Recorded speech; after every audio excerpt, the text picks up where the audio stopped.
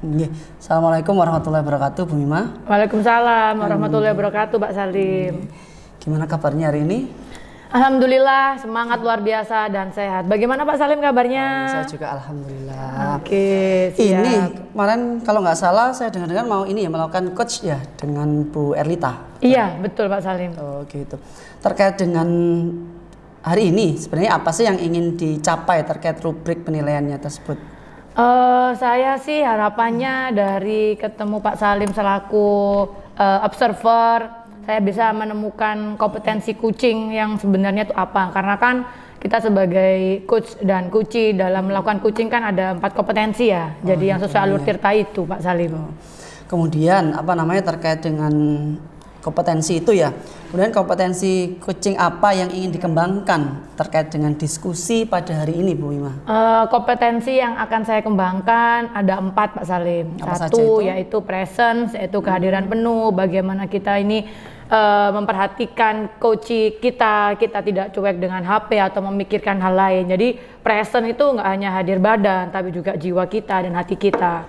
Yang kedua juga yaitu mengajukan pertanyaan berbobot. Jadi saya sebagai coach harus mengajukan pertanyaan yang berbobot sesuai dengan inti masalah. Dan yang ketiga yaitu mendengarkan dengan aktif. Jadi saya karena orang kan sebenarnya ingin didengarkan. Iya, betul. Saya lihat itu mengamati itu kayaknya coach sudah punya solusi, sudah punya intinya, cuma mereka itu kepingin didengarkan. Jadi kita harus mendengarkan aktif. Dan yang terakhir yaitu kita mendengarkan dengan rasa, dengan empati, dengan perasaan. Seperti itu Pak Salim. Oh gitu ya. Terkait dengan yang jelaskan tadi Bu, ada 4 kompetensi coach ya. Nah kemudian dari semua itu yang ingin jenengan kembangkan, yang lebih spesifiknya itu jenengan ingin kemana? Yang mana ya, sebenarnya sih dari keempatnya penting. Gitu ya. Berhubung Pak Salim yang diminta lebih spesifik, sepertinya saya lebih ke pertanyaan berbobot. Karena saya ini kan perempuan ya Pak Salim, jadi sering ngomongnya tuh melebar kemana-mana, berbunga-bunga. Jadi tidak fokus. Jadi saya ini mau mengembangkan bagaimana mengkondisikan pertanyaan saya yang berbobot dan sesuai dengan inti masalah. Itu yang ingin saya kembangkan. Gitu ya. Kemudian tujuan yang ingin dicapai antara coach dan coachee pada pertemuan hari ini itu apa? Kalau tujuannya ya saya ingin mengarahkan coachee saya untuk mencari solusinya sendiri dan mendengarkan masalahnya dia, sehingga secara tidak langsung nanti si coach itu akan memberikan solusi sendiri. Oh gitu. Iya, jadi memberikan sangat solusi. bagus sekali termasuk Bu Mima jenengan ini. Pak Bu Erlita sudah hadir atau sudah siap? Oh sebentar, sepertinya tadi jamnya sudah kosong. Oh nggih, itu ada beliau. Bu Erlita monggo. Waalaikumsalam. Bu Erlita. Ini lagi ngobrol asik-asik. Iya ini lagi membahas permasalahan kemarin itu loh. Ini Bu Erlita, coach saya. saya Ini Pak Pak Salim. Salim sebagai pengamat nggih. Gimana Bu Mima, kabarnya Bu Mima? Alhamdulillah baik Bu Erlita. Bagaimana ini dari yang masalah kemarin? Kayaknya sudah lebih hitung nggih.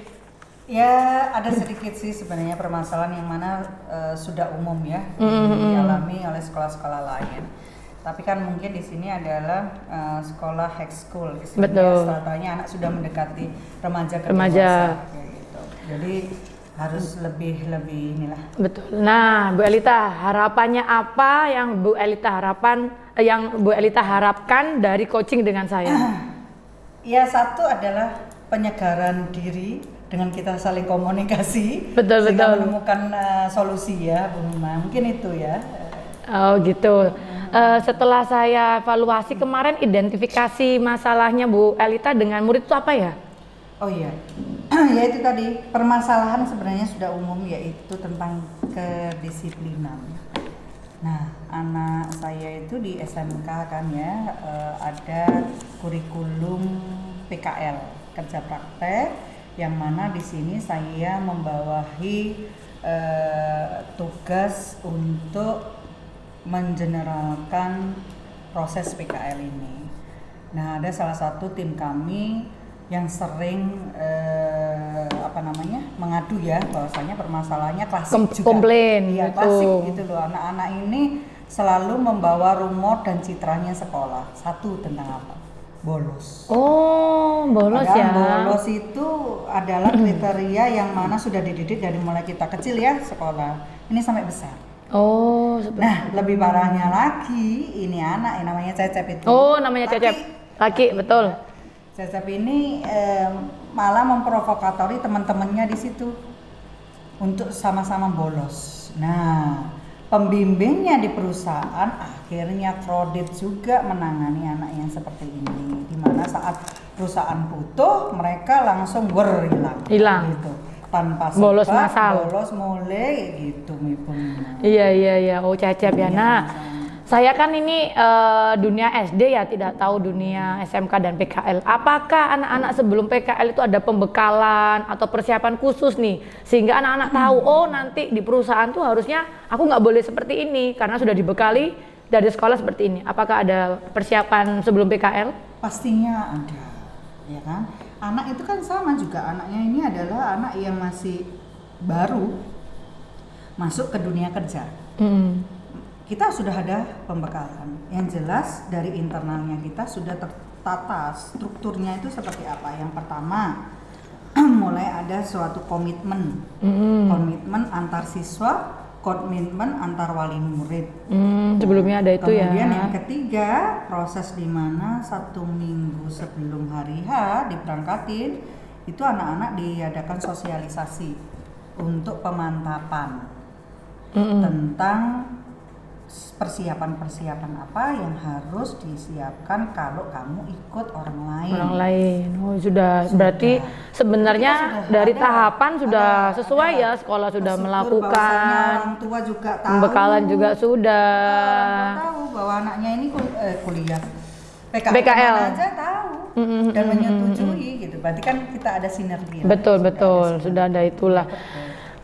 Setelah sudah ada pembekalan, harusnya anak-anak ini tidak melakukan miss ya, tidak bolos. Rencana aksi selanjutnya, upaya-upaya Bu Elita apa nih? Sekiranya tahu kalau Cecep ternyata suka bolos, adakah terfikir untuk apa kepada Cecep ini? Yang ya sebenarnya yang biasa kita lakukan adalah jika ada muridnya kita bermasalah, itu mesti kita ada komunikasi. Pribadi untuk dipanggil gitu kan, kemudian diajak dilakukan pembinaan dipanggil segala macam. Betul. Nah, kalau sudah akhirnya dia masih tetap melakukan, istilahnya undisipliner juga masih tetap, barulah ikut sertakan orang tua. Oh, jadi dipanggil nih orang tuanya ya, karena sudah mungkin pelanggaran sudah parah ini ya. Step pertama kan sudah. Pengaruhnya besar ya. Betul. Nama baik sekolah juga. Besok kedepannya nanti takutnya nggak boleh kerjasama lagi. Nah, sekarang nih yang saya tanyakan, umpama upaya 1 dan 2 ini gagal, apa yang dilakukan Bu Elita selanjutnya nih? Kan kita pasti punya planning cadangan ya. Yang pertama, yang jelas kalau sudah semakin parah, artinya gitu ya. Intinya anak ini dikembalikan ke sekolah. Dikembalikan ke sekolah sehingga PKL-nya dia nanti kita istilahnya dikasih tanggung jawab di sekolah dengan diberikan pekerjaan yang dibutuhkan, misalnya anak teknik jaringan komputer ya ditaruh di lab gitu ya. Itu yang nantinya kita punya struktur teknisnya seperti itu. Oke. Yang kedua ini yang saya bingung. Yang ketiga ini yang saya butuh penguatan lagi. Pihak ketiga lagi nih. Pihak ketiga. Apa ya Bu Elita ya, SMK ya? Oh, bisa jadi gini. Apa saya itu melihat sekolah lain, di mana sekolah lain ini pernah dulunya adalah punya kondit. Sekolah ini kurang disiplin. Yang namanya anak melbu sekolah syukur, gak melbu gak popo. Urusan nih, pokok bayar. Yang penting bayar. Nah, gawa buku situ diselipno nang. Iya, betul. Nah, akhirnya jadi kepikiran. Sekarang itu sekolah itu terkenal disiplin dan keras. Bisa berubah berarti ya. Nah, ini kenapa ini? Cari informasi, sempat ada kalanya lihat pada saat proses PPDB di awal itu didatangkan seorang marinir. Oh, itu ternyata. Jadi diajak untuk istilahnya apa ya? Disiplin militer pendidikan mungkin. disiplin militer. Oh, betul. Bisa jadi itu bisa nantinya juga itu ya. Bu Elita, Bisa bagus jadi itu upayanya. Itu ya memang ada kepikiran gitu. Apa ya? Kita kan nggak boleh ya menghukum anak. Betul. Artinya apa? Kita harus ada pendekatan personal Betul, ke anak, harus preventif, memberikan sehingga rasa itu muncul. betul Didekatkan. jalan Ini yang loh solutif fungsi disiplin gitu ya. guru. Betul. Mungkin ya. Setelah upaya 1 2 3. Nah, tanggung jawab dan komitmen apa ini Bu Elita ke depannya?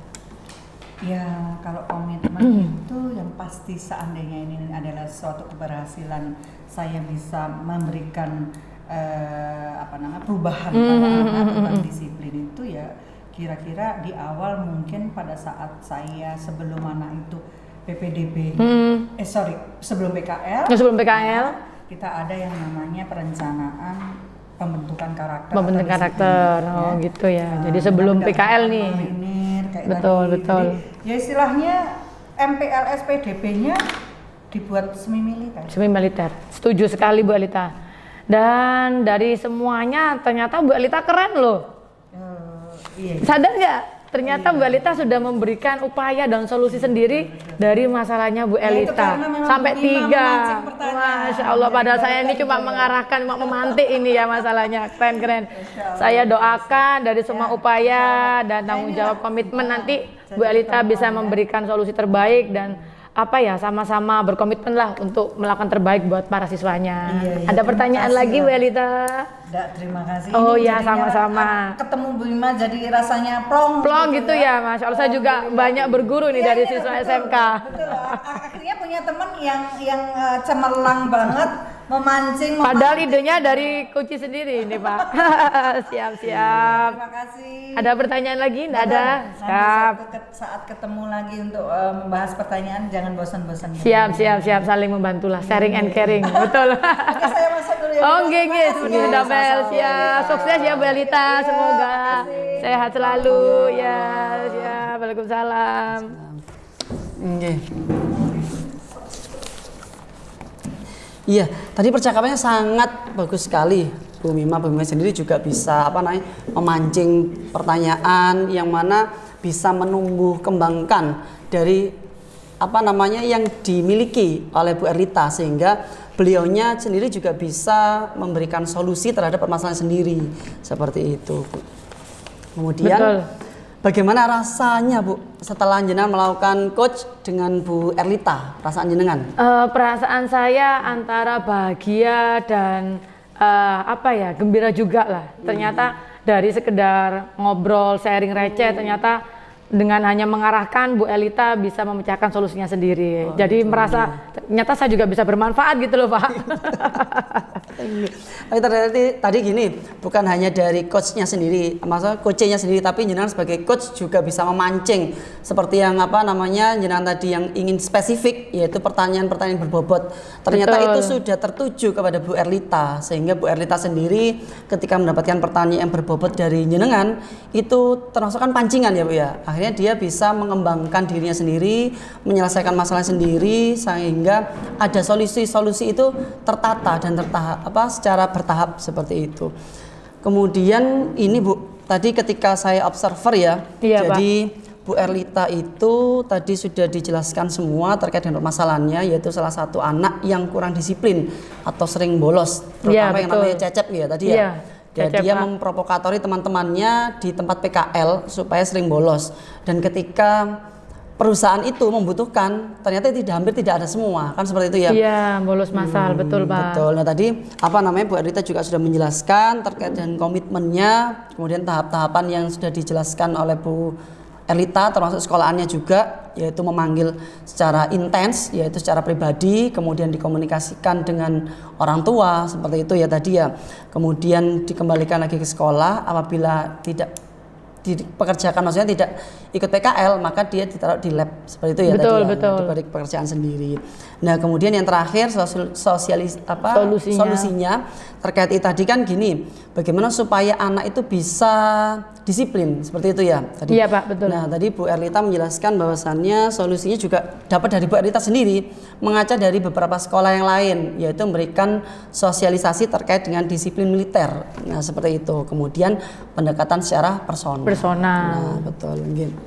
Kemudian gini Bu Mima, terkait dengan yang terakhir ini mungkin karena waktu kita juga sudah lama, nanti jenengan juga mau ngajar. Iya Pak, betul. Nah kompetensi apa lagi yang ingin dikembangkan dari coach jenengan tadi dengan Bu Erlita? Yang saya kembangkan seperti di awal tadi Pak, mungkin dari pertanyaan berbobot juga dan mendengarkan dengan rasa. Jadi maaf Pak, tadi itu saya melihat kayaknya ada anak saya manggil-manggil tadi Pak di luar pintu, jadi saya langsung blank tadi. Seharusnya mendengarkan aktif dari Bu Erlita ini masalahnya apa berbobot tadi. Mungkin Bapak mendengar ya, biasa murid saya kan nggak bisa jauh Pak dari saya Pak. Guru yang dirindukan Pak. Jadi langsung saya blank tadi, agak-agak miss juga. Jadi mungkin sepertinya untuk kedepannya kompetensi yang dikembangkan, pertanyaan berbobot dan mendengarkan aktif dengan rasa dan jiwa yang penuh, dan harus dikondisikan benar-benar waktunya itu dan tempatnya ini benar-benar kondusif Pak. Tidak ada gangguan kan, jadi coach juga merasa nyaman, ternyata sharing mereka juga didengarkan dengan aktif itu Pak. Gitu ya. Memang harus antara komunikasi, kehadiran dengan penuh, itu harus fokus ya terkait dengan coach ini. Kalau misalkan ada gangguan-gangguan, itu yang menghambat pendengaran kita, fokus kita. Nah seperti itu. Bu Mima, ada lagi sampai sini? Saya kira sudah. Sepertinya sampun Pak. Oke, terima kasih Bu Mima ya. Ya, saya juga terima kasih Pak Salim sudah mau berkunjung dan membantu saya dalam mengamati coach saya. Terima kasih Pak Salim atas ilmunya juga. Oke, saya akhiri Bu Mima. Assalamualaikum warahmatullahi wabarakatuh. Waalaikumsalam warahmatullahi wabarakatuh.